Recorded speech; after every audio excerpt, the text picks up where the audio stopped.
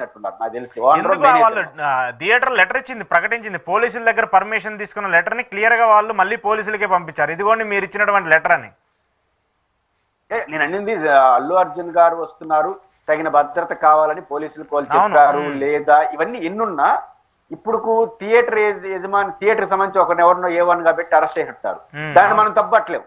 ఎందుకంటే థియేటర్ దగ్గర responsibility more responsible. ఒక హీరో వస్తున్నాడంటే క్రష్ వచ్చేస్తారు జనం అనేది ప్రైమరీ రెస్పాన్సిబిలిటీ వాళ్ళది. ఇంటిమేషన్ ఇచ్చి మాకు భద్రత కావాలని అడిగినా ఏమీ చెప్పకుండా మౌనంగా ఉంటే పోలీసు ఏమైనా చెప్పుండొచ్చు, ఇప్పుడు మెన్ లేరయ్యా ఇప్పుడు రావద్దని చెప్పండి అని చెప్పి అధికారం పోలీసులకు ఉంది. అట్లా చెప్పొచ్చుంటే అర్జున్ గారిదో లేకపోతే థియేటర్దో తప్ప ఉంటుంది. మేము తగిన భద్రత ఏర్పాటు చేస్తాం, ఇంటిమేషన్ ఇచ్చామని తీసుకున్నామని గమ్ముని తీసుకుంటే పోలీసులు తప్పు అవుతుంది. కానీ ఎక్కడ తప్పు అనేది తేలనివ్వండి. తేలిన తర్వాత ఆయన అరెస్ట్ చేస్తుంటే బాగుండేది. ఎందుకంటే మళ్ళీ చెప్తుండేది అంటే ఆయన వెళ్ళట్లేదు, ఆయన నాన్ బెయిలబుల్ కేసు పెట్టినా కూడా ఇంటి నుంచి వెళ్ళలేదు, నార్మల్ గా ఉంటున్నారు. అలాంటప్పుడు నాన్ కోఆపరేషన్ కింద చూడలేము, తప్పించుకుని పోతాడని చూడలేము. ఇవన్నీ దృష్టిలో పెట్టుకొని పోలీసులు కొంచెం సమయం పాటించుంటే బాగుంటుంది.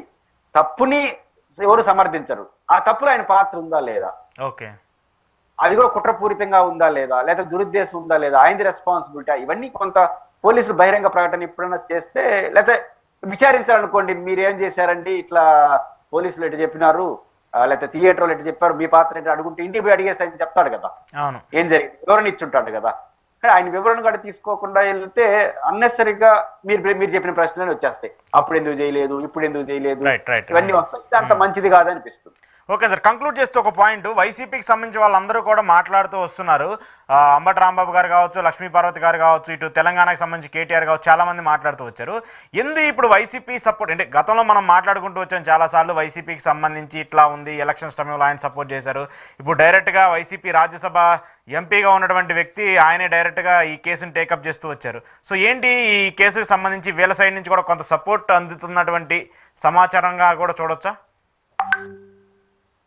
అంటే ఖచ్చితంగా ఇప్పుడు రాజకీయ ప్రత్యర్థిగా పుష్ప సినిమా మారిపోయిన తర్వాత ఒక సెక్షన్ ఆఫ్ పీపుల్, ఒక సెక్షన్ ఆఫ్ పార్టీ ఓరియంటేషన్ దాన్ని వ్యతిరేకించారు, ఇంకో సెక్షన్ ఆటోమేటిక్ గా ఓన్ చేసుకునేస్తారు.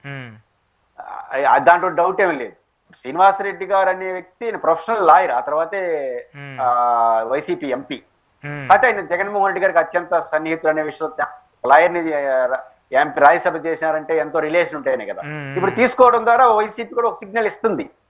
ప్రొఫెషనల్ లాయర్ గా ఆయన కేసుని తీసుకున్నా ఆ కేసు నుంచి ఇప్పుడు బెయిల్ వచ్చింది అనుకోండి, ముందస్తు బెయిల్ వచ్చింది అనుకోండి, వైసీపీ తీసినట్టుగా వెళ్ళిపోతుంది కదా. అంటే ఇప్పుడు మీరు ఆ సినిమాను అడ్డుకున్న వాళ్ళుగా ఆల్రెడీ ముద్రపడ్డారు. నేను కాదు అంటాడు. ఖచ్చితంగా ఇప్పుడు రాజకీయ అంశాలతో ముడిపడితే ఇంకా దాన్ని కొనసాగుతుంది. ఇప్పుడు రేవంత్ రెడ్డి గారు కూడా ఆలోచించుకోవాలి కదా, ఇది దీని యాడి వరకు పోతుంది అనేది. ఖచ్చితంగా ఇది రాజకీయ ముద్ర. అర్జున్ గారు వద్దనుకున్నా కాదనుకున్నా ఒకసారి పడింది కాబట్టి ఎండ్ ఆఫ్ ద డే అది పడతానే ఉంటుంది. ఇది ఇలానే కంటిన్యూ అవుతుంది, రాజకీయ సమస్యగానే కంటిన్యూ అవుతుంది ఏం జరిగినా కూడా. Right sir, thank you sir, thank you very much. రాజకీయాలకు ఏది అతీతం కాదు. అవును సార్, అవునవును, థ్యాంక్ యూ సార్. ఇది పురుషోత్తమ రెడ్డి గారితో అల్లు అర్జున్ ఇష్యూకి సంబంధించిన ఇంటర్వ్యూ. చూస్తూనే ఉండండి ప్రజా చైతన్యం.